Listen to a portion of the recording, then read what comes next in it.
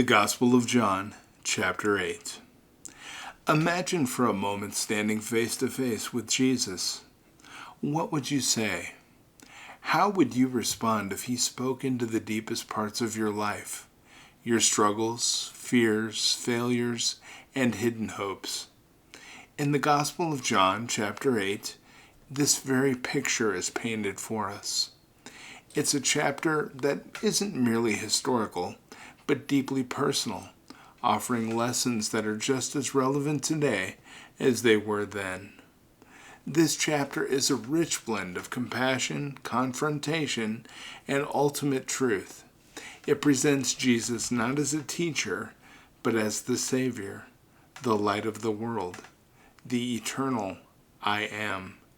It's a call to step out of darkness, embrace His mercy, and live in the freedom of truth.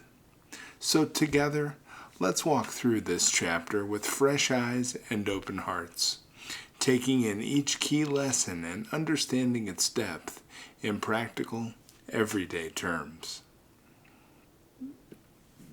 The woman caught in adultery. The chapter begins with an attempt to trap Jesus.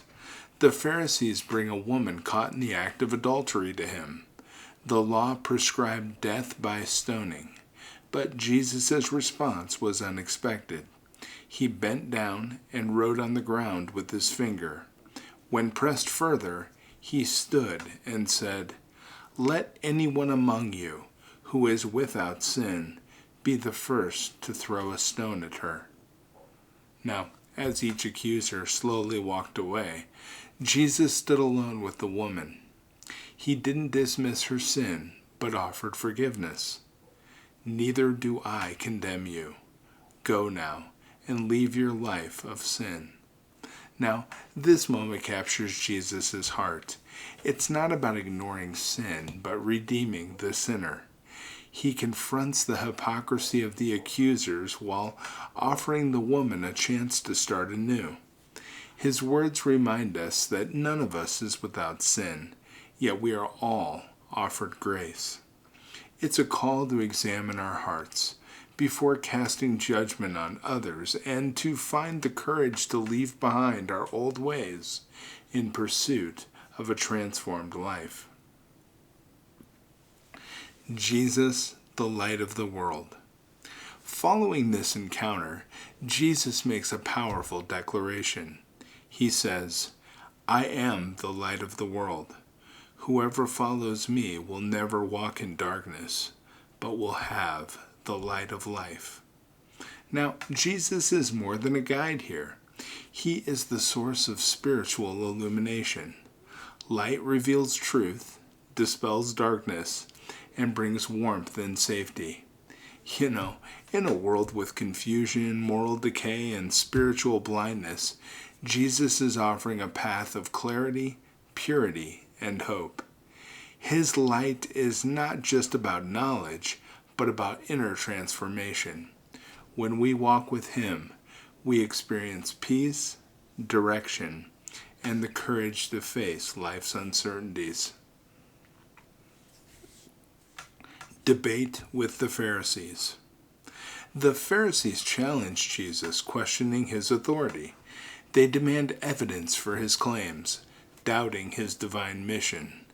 Jesus responds, asserting that His testimony is valid because it comes directly from God the Father. He explains that they do not recognize Him because they do not truly know God. Now, this debate illustrates a critical principle of faith. Understanding Jesus' identity is the key to understanding God. Belief in Jesus is not merely intellectual, but relational. It changes how we view God, ourselves, and others. Jesus emphasizes that rejection of Him is ultimately a rejection of the Father who sent Him. This passage is a call to consider how we respond to Jesus' claims in our own lives. Do we accept Him fully, or do we challenge His authority in our hearts? The truth will set you free. Jesus addresses those who believed in him, saying, "If you hold on to my teaching, you are really my disciples. Then you will know the truth, and the truth will set you free." The people misunderstand, thinking he's speaking of physical bondage, but Jesus clarifies, everyone who sins is a slave to sin. If the Son sets you free, you will be free indeed. Now, true discipleship is not about a one-time belief, but about living consistently by Jesus' teachings. It's a lifelong journey of learning, applying, and experiencing the liberating power of God's truth.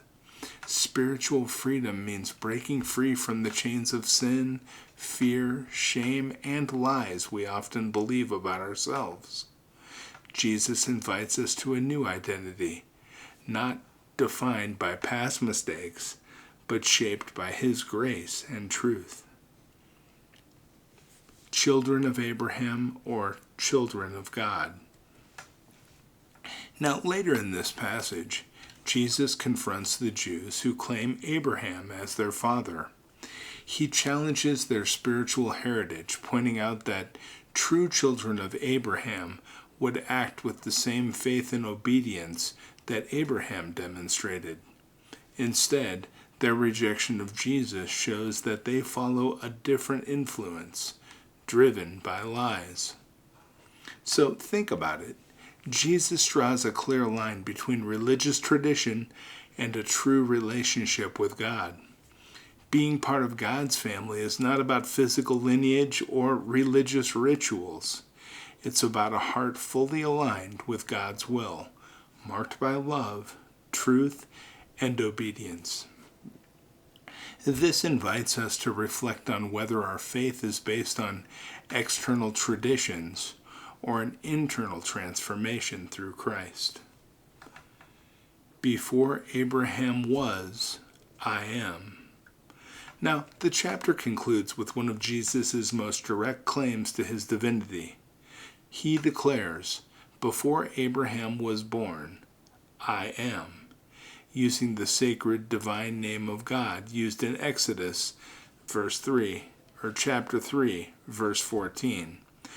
The crowd reacts with outrage, picking up stones to kill him, but Jesus slips away, as his time has not yet come.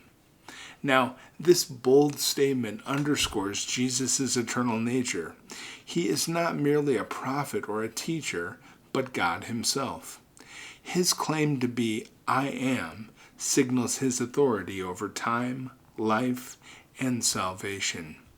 It's a powerful reminder that Jesus' identity is not limited to the past, but stretches into eternity, with implications for every moment of our lives. Recognizing Jesus as the I am calls for a response of reverence, trust, and surrender. So the Gospel of John chapter 8 leaves us with profound questions and a pressing invitation. Are we, like the woman caught in sin, ready to receive Jesus' forgiveness and change our lives? Do we truly follow Jesus as the light of our world, letting him guide every step? Have we embraced the freedom that comes from knowing and living in his truth? The chapter invites you to let go of judgment of yourselves and others, and to step fully into the grace and light Jesus offers. It's not just about a decision made once, but a lifestyle of ongoing transformation. So, take a moment to reflect on this. Is there an area in your life still in darkness, still bound by lies or fear? Remember, Jesus' light is always available. His grace is always sufficient, and his truth is always freeing. Let the words from this gospel be a call to let him in completely, trusting that he has the power to change everything from the inside out. Let the journey begin today. Thank you for joining me today, friends. This is my favorite part of the day. I love getting with you and having these conversations. It really makes me happy. Tomorrow I'll be back to discuss with you the Gospel of John, chapter 9. I hope you have a beautiful day. I can't wait to see you. Take care.